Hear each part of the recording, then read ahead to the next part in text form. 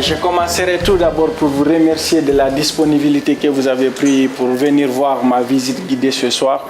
Je m'appelle Souleymane Baldé, de nationalité guinéenne, arrivé en France par immigration clandestine de mon pays d'origine jusqu'en France. Et j'ai réalisé 14 tableaux qui racontent mon parcours migratoire de la Guinée jusqu'en France que j'ai appelé mon chemin de croix. J'ai représenté une femme enceinte qui montre ici la patrie, la terre natale. Pourquoi j'ai fait une femme enceinte? Parce que la Guinée, c'est un pays qui regorge plein de potentialités dans le sous-sol, la bauxite, le fer, le diamant et plein d'autres ressources minières. Et là, c'est ma personne qui représente, qui est brodée ici en des traits pleins et avec un cœur ici qui montre l'amour de la patrie. Et pourquoi j'ai choisi cette technique de broder en traits pleins? Parce qu'en traits pleins, ça montre que j'existe, je vis réellement, je n'ai pas besoin de me cacher, je ne suis pas un sans-papier. J'existe réellement, raison pour laquelle il est comme ça. Et le cœur, ça représente ici l'amour de la patrie. Le deuxième tableau, c'est la traversée entre la Guinée et le Sénégal. Mais j'ai quitté la Guinée à un moment où la Guinée était frappée par l'épidémie Ebola, où toutes les frontières étaient fermées, c'était bloqué, personne ne pouvait sortir, personne ne pouvait entrer. Là, c'est la frontière qui est brodée en des croix, mais avec des fils métalliques qui montrent ici l'aspect des frontières, qui montrent ici combien de fois c'est difficile de traverser une frontière illégalement, avec tous ces barbelés et fers. C'est ce qui est représenté là en des croix, qui est un symbole universel aussi sur les cartes pour représenter des frontières. Et là, c'est les croix rouges qui montrent l'état d'urgence en ce moment en Guinée, tout le long de la frontière. Et là, c'est des personnes qui essaient de passer la frontière. Évidemment, ma personne, je n'étais pas seul. Du coup, j'ai été accompagné, ce qui est représenté là. Et là, les personnes, à partir du moment où ils traversent la frontière, ils sont en pointier parce qu'ils cessent d'exister. Il faut se cacher, il faut se camoufler pour ne pas être vu. C'est ce qui est représenté sur ce tableau. Après cette étape, il y a le troisième tableau. Quand moi je suis arrivé au Sénégal, j'étais beaucoup passionné par les plages, tout ce que je voyais. En plus, je n'avais pas trop le droit de me promener en ville parce que si je me fais prendre par exemple et qu'ils savent que je viens de la Guinée, je pouvais avoir des problèmes parce que la frontière était fermée. Ils peuvent te demander comment tu es venu au Sénégal.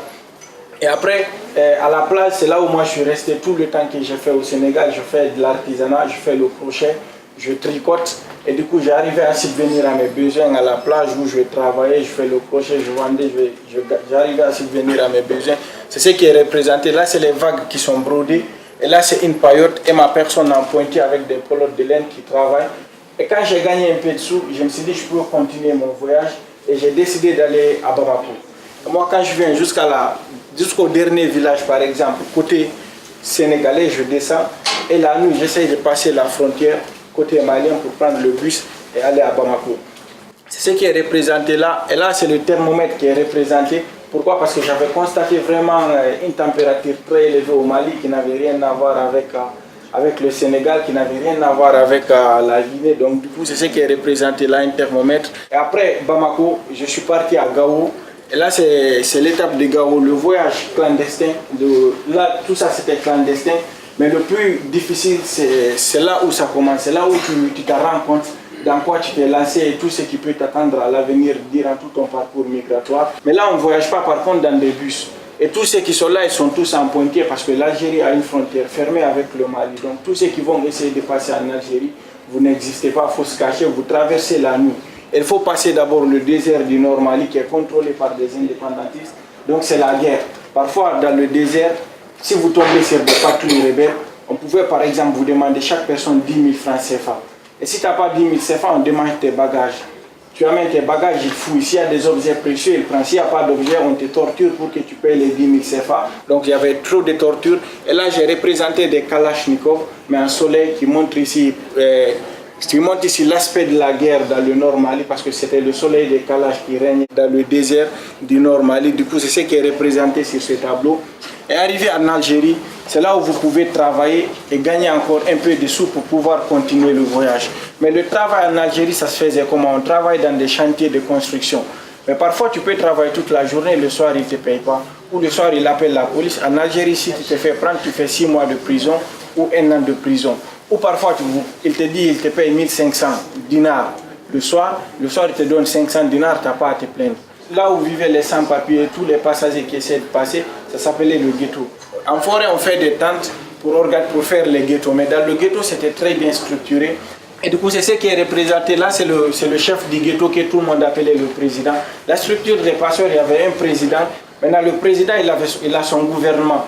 Le gouvernement, il y a celui par exemple qui est le ministre du Transport que tout le monde appelait comme ça, qui est chargé d'organiser les convois au ghetto pour aller vers le Maroc. Parce qu'entre l'Algérie et le Maroc, c'est des pays où il n'y a aucune diplomatie.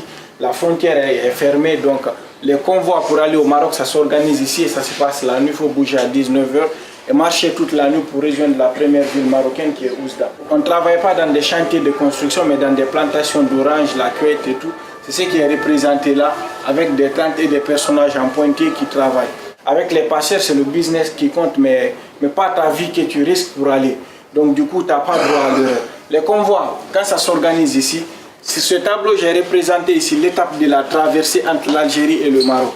Vous organisez le convoi dans le ghetto et vous venez la nuit, vous descendez dans le fossé pour remonter, sauter les grillages. Mais le convoi avec les passeurs, c'est quoi? Une fois que vous sautez les grillages, c'est chacun pour soi et Dieu pour tous. La première fois quand on a tenté de passer, je me suis fait prendre côté marocain.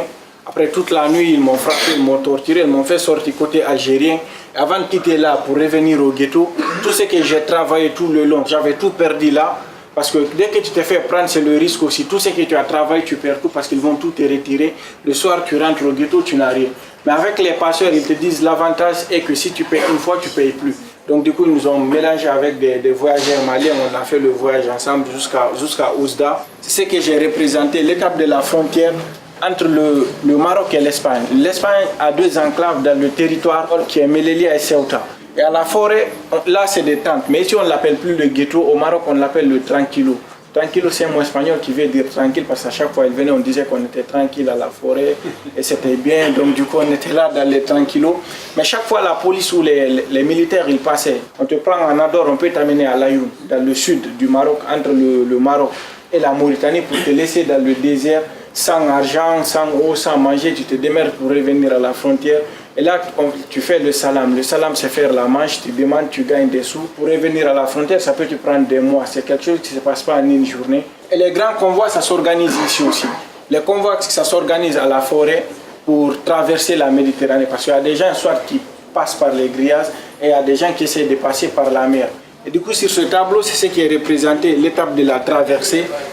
Et là, c'est les personnes tous en pointier, serrés dans un zodiac, que les passeurs ils achètent parfois avec un moteur de 20 chevaux pour essayer de vous faire passer. Et du coup, c'est ce qui est représenté sur ce tableau, avec un poisson qui montre tous les dangers que peut contenir la mer et des pieds qui traversent la mer.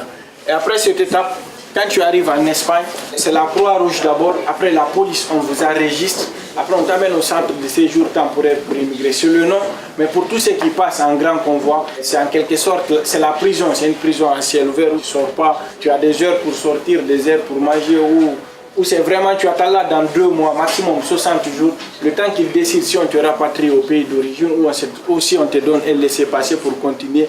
Du coup, c'est ce qui est représenté. Après le campo, là c'est l'étape de Madrid. Quand je suis quitté au centre, on m'a orienté à Madrid dans une asso. Et du coup, c'est ce qui est représenté l'environnement que je voyais dans le bus, là où j'étais assis. Maintenant, je voyage dans un bus et que je n'ai pas peur que des rebelles me coupent la route et tout. Du coup, j'étais trop passionné par les montagnes, les Pyrénées que je voyais. Et là, toujours ma personne brodée en pointé, mais sur le crochet. Parce que tout le long du voyage, j'ai gardé mon crochet, je ne l'ai pas perdu. J'avais tout perdu, mais j'ai su le cacher où personne ne pouvait le voir, souvent à ma ceinture et tout. Et jusqu'ici, je suis venu avec. Après Madrid, je suis venu en France, plus précisément à Lille. Et ça, c'est l'étape de la France. Quand je suis venu à Lille, il y a un parc qu'on appelle le parc des eaux de où vivent tous les jeunes.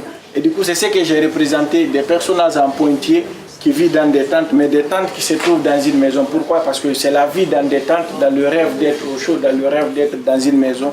C'est ce qui est représenté comme ça. Et ça, c'est un arbre qui est représenté, parce qu'au parc, il y a plein d'arbres où il y a la verdure qui est très beau en été, mais en hiver qui est tout déchaissé, parce que rien ne peut résister aux intempéries de la nature, à plus forte raison des personnes dans des tentes en plein hiver et tout. Et après ce tableau, ça c'est le 14e tableau qui fait la conclusion de toutes les autres stations que j'ai fait. Là, j'ai représenté la bouche cousue des Kurdes lors du démantèlement de la jungle de Calais. Il y a eu des Kurdes qui sont cousus la bouche pour de vrai, pour exprimer leurs sentiments par rapport à cela. Et du coup, c'est ce que j'ai représenté, mais cette fois-ci, les cordes coupées parce que la bouche, elle s'exprime. Elle dit, je marche sans papier, je ne suis qu'un exilé, je ne vis que d'amour, je ne parle que de paix et je tiens à ma liberté. Et du coup, c'est ce que dit ce 14e tableau qui fait la conclusion de tous les autres tableaux. Et si je dois vraiment vous faire une visite guidée, c'est ça que j'ai à vous dire et je vous remercie.